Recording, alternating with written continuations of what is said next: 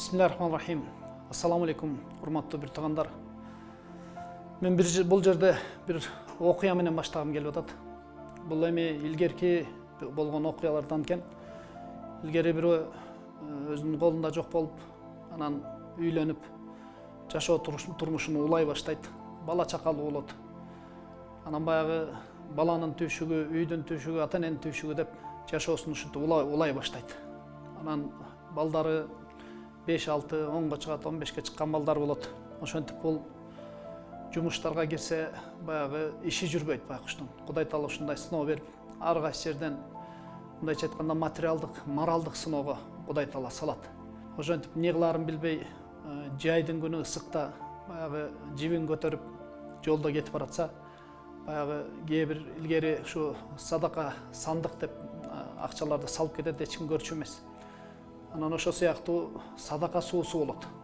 Садака суусунун чоргоосунда баягы сууну бери элдер ыңгайлуу болсун, ичсин деп садака суусун баягы чоргоосун бери чыгарып койгон болот. Баягы киши чарчап, аябай бушайман болуп чарчап келип, баягы мустак суудан ичип бети колун жуугандан кийин кичине эс ала түшөт да, өйдө жакты караса, үстү жакты караса, үстүндө бул күндөр да өтөт деп жазылып турат экен да.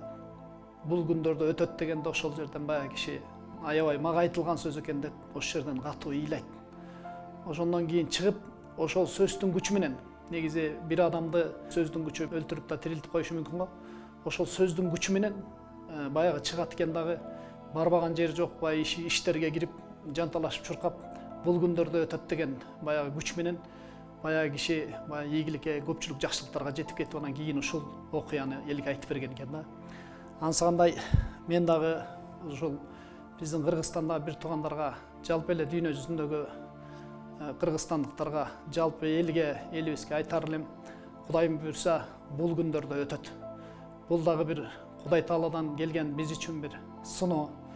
Бул сыноолорду албетте басып өтүшүбүз керек. Албетте коюу караңгы түндүн аркасында сөзсүз түрдө таң бар. Бул таңдан дагы Кудайым буйрса, таңга дагы чыга турган күн бар. Дайым эле караңгы түн боло бербейт. Таңга чыкканга чейин бир аз кичине сабырдуулук кылышыбыз керек. Коркунучка алдырбай, мындайча айтканда үмүтсүздүккө түшпөй, паникага кирбей, уруш талашка кирбей, бул сыноону Кудайга шүгүр деп көтөрүп чыгып кетишибиз зарыл. Анан бул жерде айтайын дегеним, Кудай Таала Куранда айтат: Бисмиллахир-рахманир-рахим. وَلَنَبْلُوَنَّكُمْ بِشَيْءٍ مِنَ الْخَوْفِ وَالْجُوعِ وَنَقْصٍ مِنَ الْأَمْوَالِ وَالْأَنْفُسِ وَالثَّمَرَاتِ وَبَشِّرِ الصَّابِرِينَ дейт.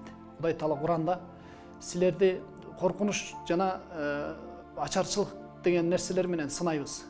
Жана ошондой эле жан алуу менен, жана мөмө жемиштей байлыктарды алуу менен силерди сынайбыз. Эми ушунда сабыр кылгандарга сүйүнчүлөп айтып кой дейт да. Алар үчүн Кудай Тааланын мээрими, Кудай Тааланын мээрими, андан кийин Кудай Тааланын кечирими бар экен.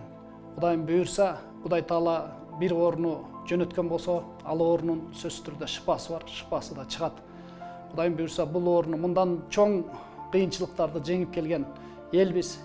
Муну да жеңебиз. Албетте Кудай Таала Куранда айтат: "Инна ма'ал усри юсра". Оорчулук, кыйынчылык бар, андан кийин жеңилдик бар дейт. Анан ансыгандай азыркы мезгил албетте оорчулук, кыйынчылык, албетте биз баягы курсактан курсак ачып кыйналып кетпешибиз мүмкүн, бирок руханий оорчулук, кыйынчылык да болуп атат элибизге. Мен силерге айтарым, Кудайым буйрса, оорчулуктун аркасында сөзсүз түрдө Кудай Таала айткандай жеңилдик бар. Кудайым буйрса, жеңилдик келгенге чейин кайрат кылалы, коркпойлу, үмүтсүздүккө түшпөйлү. Кудайым бизге мына алдыбызда жаркырап Рамазан айыбыз келатат.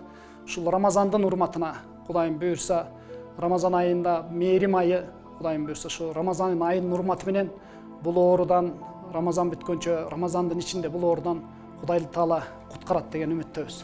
Алла разы болсун бардыгыңыздардан. Эч көңүлүңүздөр чөктүрбөңүздөр. Кудайым буйрса, бул оорудан чыгып кетебиз деген үмүттөбүз. Рахмат бардыгыңыздардан. Ассаламу алейкум ва рахматуллахи ва баракатух.